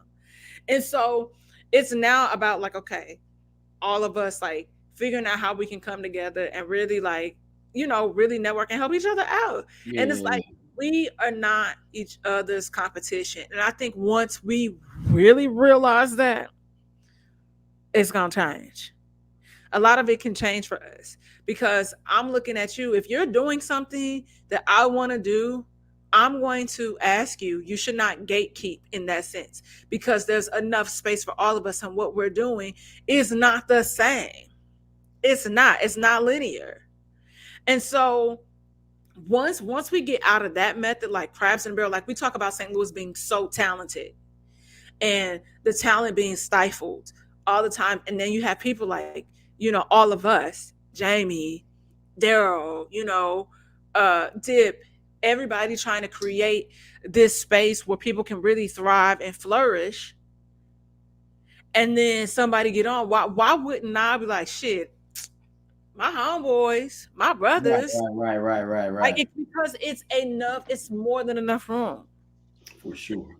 But again, that crab in a barrel, like that goes back to survival. It's all about that survival tactic. And it's like, if somebody else comes into this space, this is going to take food off of my plate. This is going to take money out of my pocket. So I gotta make sure I shut it out, like shut it down. Really think about how Nelly is still big. Nelly is still big. Nelly gonna always get a tour and all this stuff. But really think about had everybody really had the space to really thrive. Now, yes, Murphy Lee can say, I was so young. I didn't even understand what was happening, how the business worked. But it should have been somebody there to tell all them niggas how that shit worked. It's enough for everybody. So, fuck Kanye West. Fuck you. I'm gonna be completely transparent with y'all. I was really hoping that one day he would really give us a genuine apology, just even from the TMZ clip, because what he tried to apologize afterwards was half-assed. But that is always something, and I'm tired of people. And that's the thing, we got to stop making excuses for motherfuckers. Kanye West is that example. He's not a genius. He's an idiot. He's ignorant. He's petty as fuck. And it's not, oh, he's ahead of the game. He's not doing anything. He has sold his soul. And I am not going to be no more controversial because I wanted to say something really fucked up, but that could have been the reality of the situation, and I'm not going to do that here. But white validation in a way that I just don't respect. I will say my only he's like motherfucking Herschel. Herschel Walker. Yeah. But I mean, Kanye is a black conservative, so like it does make sense. When I understood where he is politically, so much of the stuff that he be saying makes more sense. I will say right now he's not like in his prime by any means. I think you could be genius in one realm, not another. The way that you could be like a doctor of like physics, but like not a doctor in heart surgery. I think Kanye is a bright mind when it does come to art and creativity. And he's got a lot of marketing prowess that I respect. He's not book smart by any means. He's admitted that he does not even read, and he clearly does not even listen. So like he's not learning anything. He's a stubborn old nigga that's stuck in his ways. So like he is still a moron when it comes down to it. I still respect what he do. Like I say, he's not in his prime when it comes to putting out hot shit. But the nigga's done enough to show and prove many years ago that like he is musically inclined in many different ways and a creative artist. That being said, he is one example. Obviously, he's the talk of the town this week. He's definitely tweaking like a motherfucker. I didn't fuck with the White Lives Matter or the clothes or the last album. Like he's not, his brain is all over the place right now. Like I think he really wants white approval. I feel like that's his main thing that he's looking to like penetrate and really sit across from niggas at the table, even though he talks as if like he wants to take over the world. I think he really just wants to like get a proper handshake from the like Bernard Arnault, the owner of LVMH, is like the third richest man in the world. When I last looked at it a couple months ago, it was like Elon Musk, Jeff Bezos. You know, they be going back and forth at number two. Then somewhere comfortably at number three is Bernard Arnault. Like Kanye wears a bunch of shit. If you don't wear Louis right now, he once was the Louis Vuitton Don. Like, bro, you in the Matrix just like everybody else. The fact that you into Balenciaga right now, it's still a white man who makes that shit. You could have been bought your factory. You said Sway didn't have the answers. And you came out and said that. It would have been awesome to see him build one in Africa or Haiti or some like place where black people really need jobs and help, and he could really put on for them niggas. Like Kanye could have did something totally over there. You talking about his daddy was a Black Panther? It's like, bro, you don't show any notions of your mama being the first black professor over here, your daddy being a Black Panther. You show no remnants of that. A very empty soul. I mean, my personal conspiracy theory, even though I say I'm not a big conspiracy theorist. Yeah, you are. Yeah, you are. Just sit in it. I do think though that his marriage and joining that Kardashian clan really fucked his brain up. Like I feel like he's very overprotective of his children. I don't think it's nothing wrong with North being on social media. I understand parents wanting that, but it's like, bro, your baby mama and your former wife is literally Kim Kardashian. Like, come, and you wanted Kim K for being Kim K as she is. So like you tweaking in that regard. But like that family is different. Like they're like a little mini cult. Kris Jenner runs a very tight ship. They are all moving like one band, one sound, drumline in that motherfucker. And Kanye being, because at that point he still had some nigga ways to him. He got his designer voice over there with them. The way that he's found religion, because they'd be big on like their thank God, yada yada yada family shit. He was all up in that shit all day, every fucking day. The family man, and like the way that they talk about family when he didn't have one. Donda died before his wedding, you know? So like all of that shit, he really, that was his home. Whatever the fuck happened with him when he had to get up out of there on his Lakeith Stanfield shit, he really had to get up out of the jam. It's some extra shit that going behind closed doors there. But that nigga is a lost soul right now. He really just needs to take like 3 to 5 years off. He's rich. Like, don't do shit. Actually read. Go take care of your kids. Travel, sleep, and like drink some water, bro. Like, his tongue is very white. Yeah, he needs to get back to that. Tongue is very white. Just mine is, and go to, you know, I don't feel this, and I'm gonna be 100. I don't feel sorry for him. I don't feel anything toward him because that I have to exert energy. I feel like that about a lot of people. I'm not in the space, oh, I wish you will. I don't feel anything. Kanye West has one thing that we all are striving to get to, which is money, which is access, right? You have all this money. Go get a therapist. Stop fucking playing and making mockery of your mental health and people's mental health and thinking that this behavior is okay. You need to be medicated.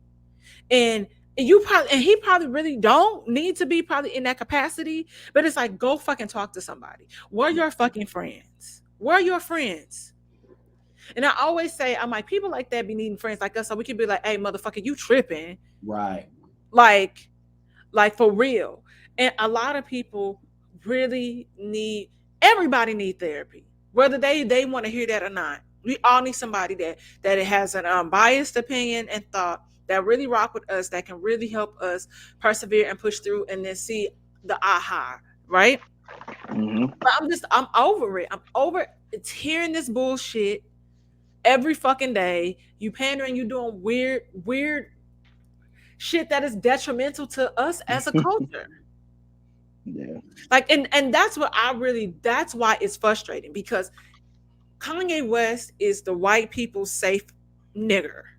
He is safe for them. Just really think about it. How he has pivoted. Like you was sold this where they was really afraid of you. You hopping on the stage. George Bush don't like black people, blah, blah, blah. And here we are. Your ass is walking around with a Make America Great Again hat.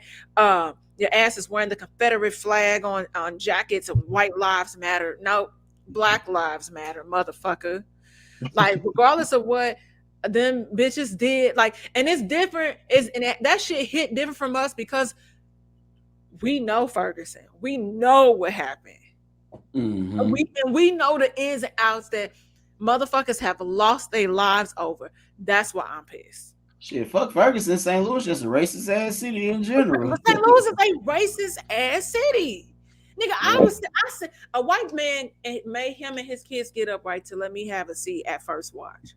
This old white man gonna come in and sit his ass down on top of me. As if I was, so I'm like, do white people, when y'all see niggas, do y'all see black people, do y'all just see the shadow? Like, I think there might be something there, but I'm not really sure. And at that time, it wasn't even, I had platinum blonde ass hair. So I definitely stuck out like a sore thumb. Right. Quit fucking playing with me. So when people don't know,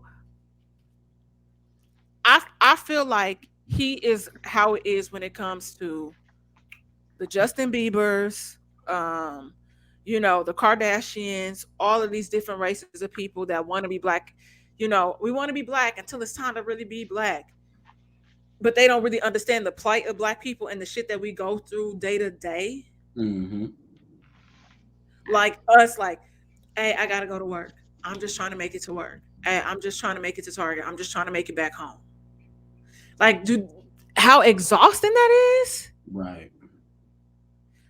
I'm tired. And I'm tired of black people that cape for this nigga.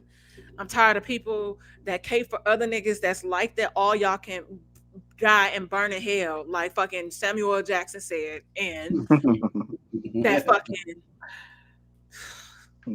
I would just like the record to show that my sentiments from my podcast, that me, Mars, E-Clay, and Phil was on, while we talked about the Kanye documentary. And I basically said that, nigga, you are Kanye. Why are you seeking the approval of these other people? The trends are going to move with whatever you do. Like, nigga, you was just putting clothes in trash bags. Which is wild. And they was moving with it. They was like, oh, shit. Like, it was the greatest fucking thing in the world. Nigga, Gap was so mad about that bullshit. Gap was like, and the workers was like, I'm not digging through that shit. We're not helping you find sizes. This is ridiculous. We're not, like, you're not pushing the needle how you supposed to, bro. But my point is, like, sorry, seeking approval from motherfuckers that you would never really honestly get approval from, because they're gonna talk shit about you behind closed doors. It's just wild to me, because, nigga, you're you. Yep. Yeah, no, for sure. I'm in the same boat. I don't feel sorry for him fucking with them, the Kardashian clan, as they get called. Like, you knew what that was. Yeah, I literally check out, like, everything after, like, Life of Pablo. Like, that nigga just don't exist to me, bro. Don't. Yeah. I mean, niggas are still buying the shoes or whatever. Oh, yeah, for sure. Oh, what? I'm not. I mean, I ain't love Yeezys. Niggas love anything that niggas co-sign and give them their stamp of approval, and I'm tired. I'm tired. I just want the record to be shown that the Ultra Boost is very, very comfortable. Oh, yeah, no, for sure. I had a pair as a nigga who, like, getting up there in age and be like, damn, my feet be hurting. Yeah, slide on the pair of Yeezys. Adidas line has so many more amazing, comfortable shoes outside of that sneaker. Yeah, well, that's the Kanye shoe right there. Niggas gonna flex in that Ye shoes. I tried it and I bought a pair and I was like, no, and I sent them right on back. I couldn't do it. Couldn't do it, man. Couldn't do it. There's certain shit like, and I get it. People, you got to separate the music. I said, no, this is starting to fuck with my community in a different light. I don't like it, and I just can't. And I used to be kind of in the space of, people forget about DW by Kanye West. People forget about that fashion show where he really pushed the needle and switched it up for the fashion industry. Those motherfuckers was trying to hate. The whites that he is trying to get that approval from, was the people hating on that shit. And I was like, hey, them pieces was hitting. I know that shit got to be in a storage unit somewhere. You could pass it along. Nope. No, Not for no more. sure. I think I will also like.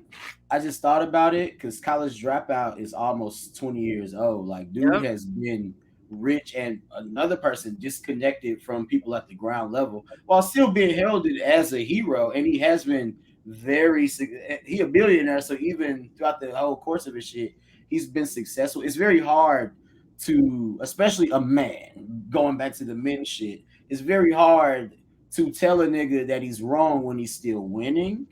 Um, you really do need people close and near and dear to you, and also an open mind. Like Kanye has long since expressed being vain and egocentric and being prideful and very much so into himself, and it coincidentally hasn't really failed him. We have these conversations, but even still understanding the power of words and images, like we are saying his name enough that somebody might listen to this podcast and go back and listen to Good Morning or fucking Barry Bonds or Drive Slow or some shit like that, because he still takes them back to a certain space. And he, whether we like him or not, he still is a heavyweight in this like culture shit, which Yeah. is the weird thing about it.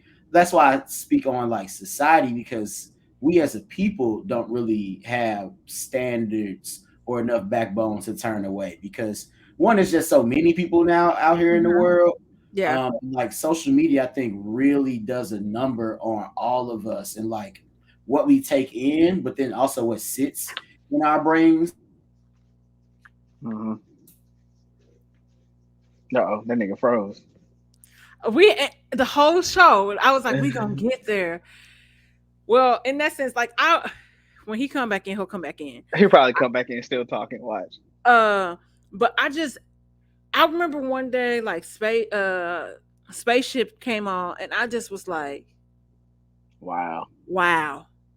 Like I remember the first time I heard that and Get 'em High, and it was just like, it's so funny because when you talk about, you know, when we talk about how just hip hop, the culture of hip hop has shifted as a whole, and how more Anglo Saxons have, immersed themselves in our culture. And I really sit back and I'm at the Jesus concert. This is before we get to where we are now. And I'm looking around and I'm like, yo, it ain't that many people here that look like me, but they think this nigga best album. Mm-hmm. And then he plays, Get 'em High. And me and my homegirl from Hawthorne, my homegirl Pete, we like, throw your motherfucking hands, get 'em high, like singing all the words and all the hits. And, they like, yeah, like, you ain't no real, like, you ain't no real fan. Like, you don't know Right. not about that Kanye life. And to see that now, but that's what he wanted. Mm-hmm. It's interesting to see how his legacy will go down in history, but I really don't give a fuck. Because it's kind of like he made a mockery of it. It'll probably go down in like two parts. It'll come like the first half is like you say, the pushing the boundaries, super pro black. Like you said, where you were when you heard Spaceships. Yeah. You know what the fuck happened when Jesus Walks came out. Yep. There was nothing out that was like that. Gospel stations was playing Jesus Walks. That was fire. He got a Grammy for that. And he performed it at the Grammys. That was a phenomenal performance. Exactly. Gospel 1600. I remember walking in the kitchen because my mama kept that radio station on Gospel 1600. And I was like, hold the fuck up. Jesus Walks was on there. Jesus Walks. No, it was like fucking Late Registration, bro. Yeah. My mom loved that album. My mama loved Jesus Walks, but like it was a moment in time. But yeah, I think like when it's all said, like, am I gonna sit up here and act like I don't want to see him? I guess you want to call it bounce back from this. Like I do, because like he was I'm just talking like the nigga dead, but like he was like when I talk about like soundtracks to my life. Oh, I thought that was me. When I talk about soundtracks to my life, Graduation is up there. That was fucking freshman year of college. Yeah. You know what I'm saying? Like that was a time. Whew, you just aged me. Fucking My me first. and me and this nigga Mars was in my mama's basement the first time we heard Love Lockdown, and we was like, what the fuck is this? Oh my god! Like what, Bass. bro? And And never bro. and never fully getting like like the completely mixed down version. We kept download like he kept releasing versions that he would like improve upon, improve upon, improve upon, or whatever, until finally we got 808s and Heartbreak. We was in Elias Buick playing the fuck out that album. Like he nigga has soundtracks to our life. Like Jay-Z is 1A and Kanye 1B for me, and it switched for him. You know what I'm saying? So like it sucks when it sucks like these motherfuckers that have such an impact on your life, like when you hear their music, it instantly takes you back to where you was at or whatever. And to Y'all like, remember Good Fridays? Like, Oh bruh, yeah. Oh wow. Yeah, and yeah, yeah. like just hear the thought process of like where they are now mentally, you be like, damn nigga, that's I can't believe that's how you think. Like it's fucking nuts. But the That most be that's that expensive be nigga we know is Pusha T. I don't know, man. I saw a tweet yesterday that called Pusha T the biggest yes man for being the only nigga on Good Music that ain't came out and said nothing against the man in this whole shit. Because Kanye's had enough uh shit. But Kanye paid the man. Pusha T the president over at Good Music right now. It's like, damn, yeah. I felt that. Because Pusha T will make a commercial for Arby's. He about that bad. I understand it, but yeah, niggas do a lot of people do a lot of different shit for money. Yeah. Yeah, no, like that was a thing for me. I think when I was younger that I realized like, people affirm you and encourage you and say these things about you, whatever. I still will get told like, oh, you're gonna like be really successful in whatever you do, yada yada yada. I don't necessarily desire like I don't desire fame. I still want to be successful, but Yeah. I learned a long time ago just from seeing motherfuckers get big headed younger, like, and then just they lose so much of a sense of reality in the situation that like I never really wanted that for myself.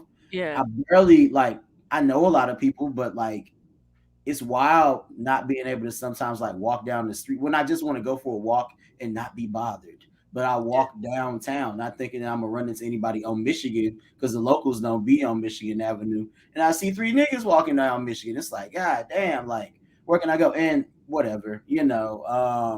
I love people and I love seeing them, but I can only imagine what that looks like on a larger scale when you're actually like a very famous Yeah. person. Like Yeah. what was that one song where Eminem was talking about like he couldn't because niggas be hating on Eminem. Eminem had some slappers, bro. That joint where he was talking about he couldn't go out and eat food with his daughter because niggas would be walking up on him asking for autograph. Like shit like that I always like internalized at a younger age. I Yeah. was like, I never really want that for myself. I think Yeah. It's to be different. to be a world renowned superstar like an Eminem or a Kanye West aspired to be and set out to become as musicians, I get it. That's part of like what you want, but to actually be able to live in that reality instead of just the dream that fuels you is a totally different thing.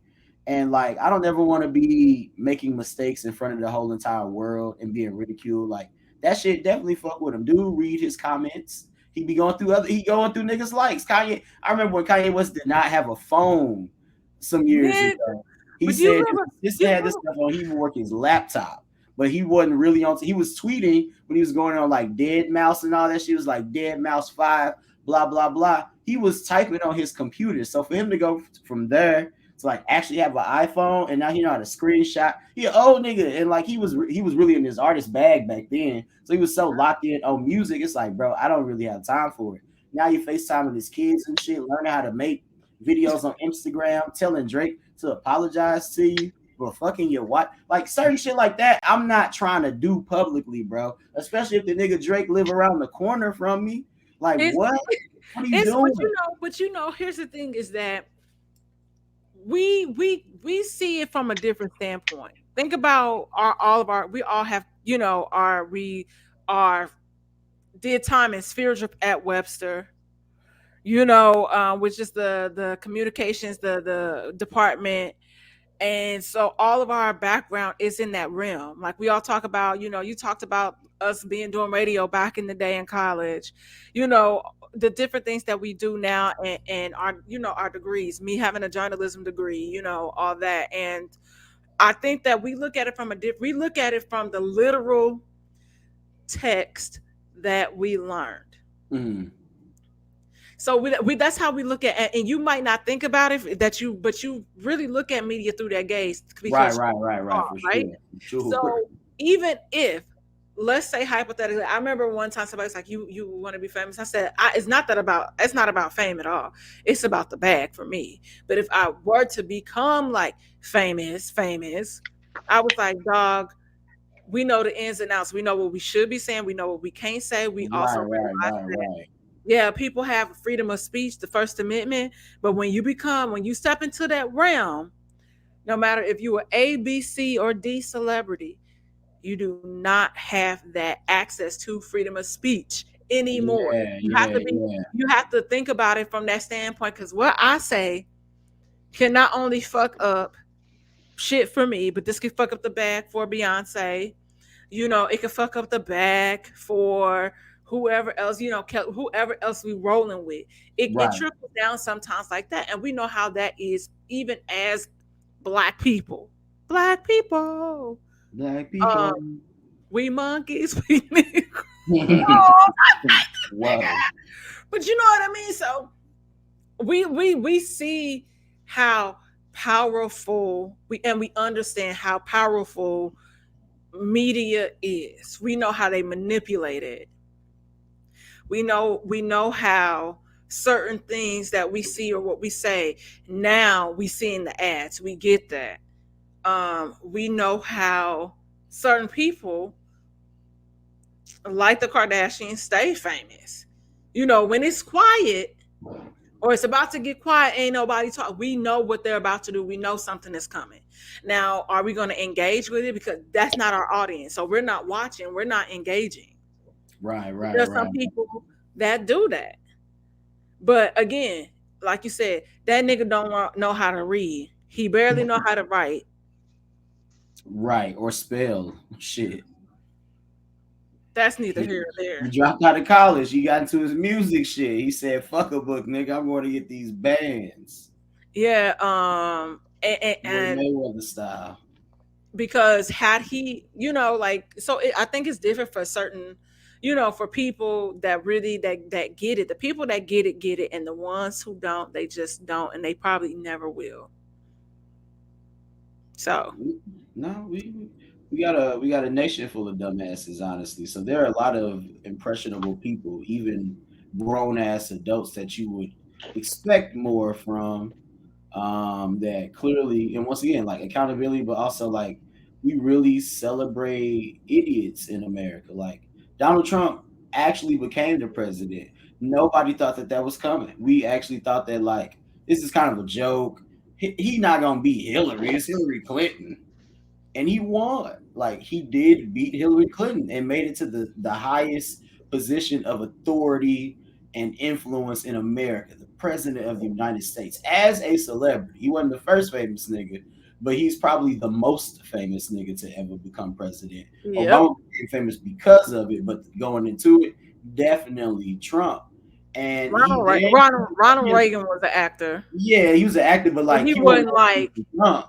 Like Trump already, like he was on TV and all that. Like rappers loved Trump. They were so many songs and lyrics talking about balling like Donald Trump while he was even doing racist shit back then, 30 years ago in the 90s. But America, like money is the religion here, I think. We kind of, when we were talking about St. Louis earlier, I was thinking about, even though it's like fuckery that go on there too, it ain't like everybody like married or whatever, but like motherfuckers be like shacking up and like getting into their family bag as they get a little older. I know hood niggas that's on that, niggas at Catholic school like me and Jay White, motherfuckers that just like, when you get to a certain point, it's only so much that you can really do in St. Louis anyway. Like, why is you 35, 42 years old? Like, at least not with a divorce up under your belt at that point. Shit. why you ain't lay up with somebody and like really, really like tie that shit down or whatever. But a lot of different like places aren't necessarily like where we come from either in many Mm-hmm. different regards. We like Jay White at the crib, you out in LA, I'm in Chicago, three different cities, three different lifestyles, but like these even bigger cities, it's a lot of like running around and playing that you could do for real. Like it's Mm-hmm. a big city for single people out there in LA. I see them in New York and like Miami a lot at like them best cities for single singles, but it's like it's also not a lot of niggas actually like married. You just kind of like moving around and you could do that until you're 40 or 50 even, and then Yeah. find comedians be on that a lot. I be seeing like niggas be getting married when they're like 45 for the first time and shit like that. But like there's no structure, there's no discipline, there's no education, there's no account. Like there's a lot of things that like studies even show that like America is kind of on a moral decline, and it's at the point now where like even though America is becoming more secular, like psychiatrists are even like saying that the further we've gotten away from religion, which I don't care if you're religious or not, we've also seen like people kind of like become more depressed. Churches were also still places, or mosques or temples or whatever. Those are also still places where people form a sense of community. These are Mm-hmm. places where people's, like their insecurities and their apprehensions about life in the world, whether or not you are religious, religion does help people make a lot of sense of all of the goods Yeah. and the bads and I can evils see in the that. world.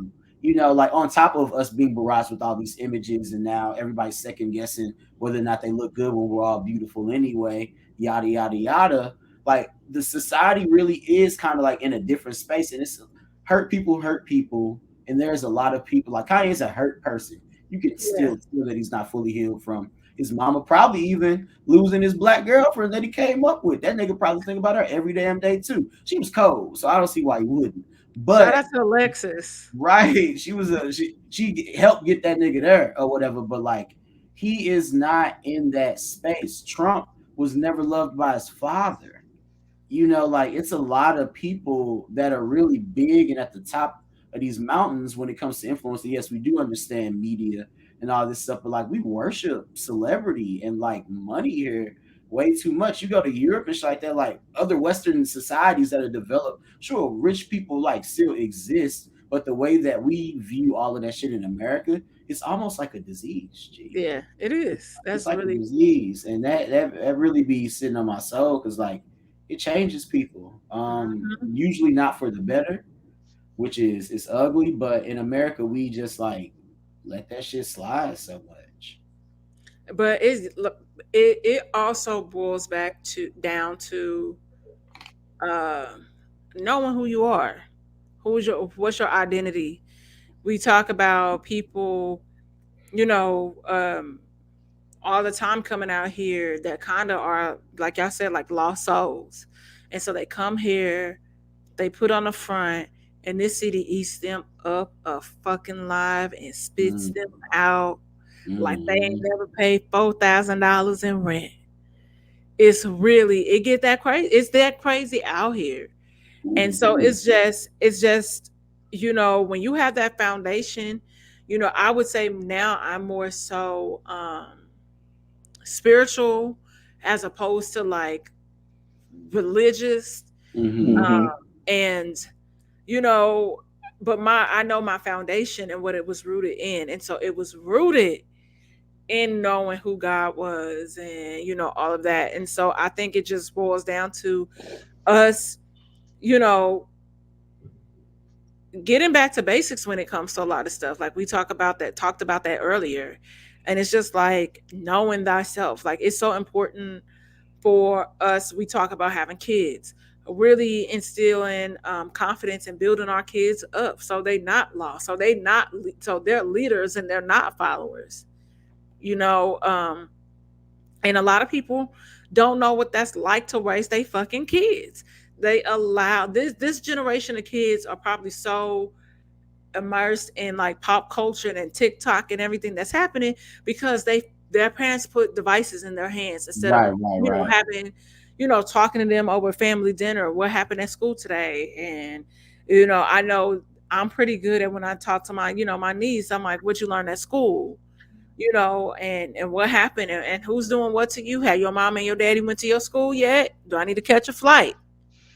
Who parents ass we gotta jump on? Right. So I'm over 30. I'm not fighting anymore. But you know what I mean? But I think a lot of it goes back to us looking within ourselves instead of looking outward. But that's a lot of work. That's a lot of work. That sounds so easier. Like, but when you hold that mirror up and you really be like, fuck, I really fucked up and I don't like this about me. I was listening to the read today and there was a listener letter and the girl got into her home girl and they was going back and forth and it was about relationships. Mm-hmm. The girl said she was lonely. The other girl was like, you should really focus on your friends and trying to give her good advice. But then the girl, they was drunk. Then she came back at her, said something crazy. And she said to her homegirl, she said, I guess you wouldn't know about a relationship because your boyfriend is dead.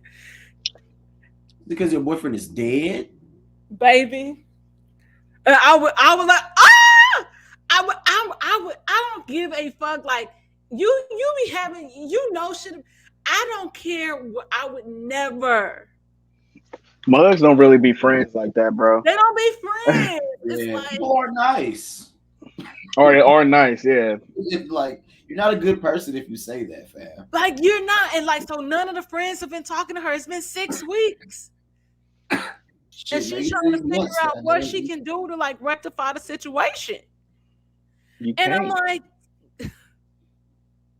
you said this girl nigga was dead. Like he died. Sheesh. But that's what I'm saying. People doing the inward work to be better versions of themselves. Because when we're better versions of ourselves, we can be better versions of ourselves to each other. I And we think go. that touches That's a word. that touch on every topic: money, love, family, relationships, career, all that shit. You gotta know yourself. I would Know say, love thyself. y'all. I'm happy that I know y'all and thank y'all for being in a nigga life. Y'all help make me a better, smarter person. So shout out to you too. Thank you. I will gladly, graciously take that. And with that being said, we are going to wrap up this week's episode of Whiskey Sour Libations and Conversation. Be sure you follow my guest. I'll be sure to put their, I'm going to let them do shout outs, but I'm going to also put it in the bio, the description of the page. Not a bio, it's a description. I'm sleepy. And yeah, so James, tell everybody where they can find you, and then we'll go Mars, and then I'll close it out. Yeah. You can find me. Twitter and Instagram are both the same. J White, JWHITE, THE. Prez, PREZ. Make sure y'all tap in with the Henny Nice podcast. Bi-weekly podcast. Life be lifing out here. We be telling jokes. We be having serious talks. That community piece that we were just talking about. That's really the backbone of the Henny Nice podcast. So make sure y'all tap in with me. Both of these people have been on the show. So yeah, man. And stay tuned for more stuff. Yeah. Mars. Me, Mars. You can follow me on IG and Twitter at Do Right Mars. That's all spelled out properly. DORIGHTMARS. I just want to spell that just in case niggas didn't know how to spell. Kanye might be watching this or some shit. Yeah, just tag along for the ride. Got a lot of interesting things coming up very soon. And really I'll be sharing my life journey, my personal growth, and a lot of new ideas very soon. So, if you like how a nigga think, you don't like what he produced too. Oh my gosh, yes. So please tap in with everybody. Follow them. Be sure to like, subscribe, and share Henny Nights as well as Whiskey Sour with your family, your friends. And be sure we ask you guys to do that because it keeps engagement up. That's how we get ads and stuff, Yeah, niggas won't be on social media, but don't want to be engaging with a nigga. Don't want to engage. Don't want it to. Gotta be the right. It gotta be the right shit though. Not like the typical bullshit. So Yeah. Right. Gotta put a caveat out there and shit. With that said, we have the candles, St. Angelus, Candles. So that's SAINT dash Angeles ANGLES.com/candles on the website, as well as the promo code for 30% off your first purchase at slidejewels.com using code Saint Angeles. And so I will also pin that in the description as well. I thank you guys so much for tapping in and listening every week. And, every week we have a rotating guest chair. And if y'all ever have, like ideas or whatever, something you want to talk about, be sure to leave a comment in the comments, and I will see what I can do. That's what my dad used to tell me. But now it's like, fuck that nigga too. I'm just playing. But no, for real, really. Boundaries.